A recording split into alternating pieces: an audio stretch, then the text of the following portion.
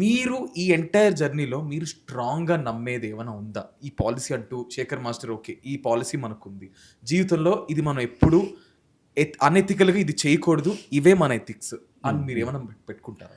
ఏం లేదు నిఖిల్. అంటే ఇప్పుడు మేము స్ట్రగుల్ పడే టైంలో ఒక సాంగ్ రావటానికి డైరెక్టర్ దగ్గరికి కానీ, ప్రొడక్షన్ హౌసెస్ కానీ ఎన్నో రోజులు తిరిగి అలిసిపోయి ఇంక వద్దులే ఊరెళ్ళిపోదాం అనుకున్న టైం ఉంది.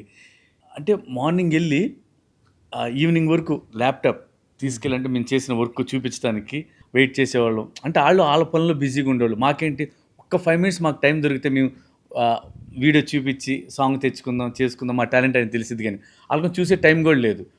అలాంటి స్టేజ్ చూసిన వాళ్ళం ఇప్పుడు ఈ మంచి పొజిషన్లో ఉండి నెక్స్ట్ ఏదైనా సాంగ్ వస్తే రిలాక్స్ మనం చేద్దాంలే ఇదే అనుకున్నప్పుడు నాకు ఆ రోజులు గుర్తొస్తాయి. ఎందుకంటే మనం ఎంత కష్టపడి వచ్చాం. ఇప్పుడు ఎంతమంది ఉన్నారు వర్క్ లేక. నువ్వు ఈ పొజిషన్లో ఉన్నావు. వర్క్ వస్తే నువ్వు నెగ్లెక్ట్ చేయొద్దు. జాగ్రత్త, ఒళ్ళు దగ్గర పెట్టుకొని చెయ్యి. నాకు ఎప్పుడైనా రిలాక్స్ అవుతున్నాయి అని ఉంటున్నా నాకు అన్ని స్ట్రైక్ అవుతూ ఉంటాయి.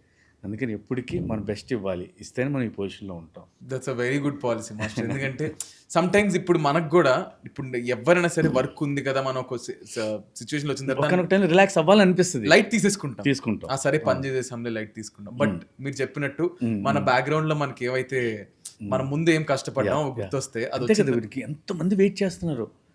కొన్ని వేల మంది, కొన్ని లక్షల మంది వెయిట్ చేస్తున్నారు ఈ అవకాశాల కోసం. నాకు తెలుసు కదా, నాతో పాటు ఉన్న వాళ్ళు కానీ ఇప్పుడు ఉండేవాళ్ళు కానీ ఒక్క అవకాశం వస్తే ఏదో ప్రూవ్ చేసుకోవాలని ఉంటారు. కొంతమంది అవకాశాలు వచ్చి ప్రూవ్ చేసుకోకుండా వెళ్ళిపోయిన వాళ్ళు ఉన్నారు.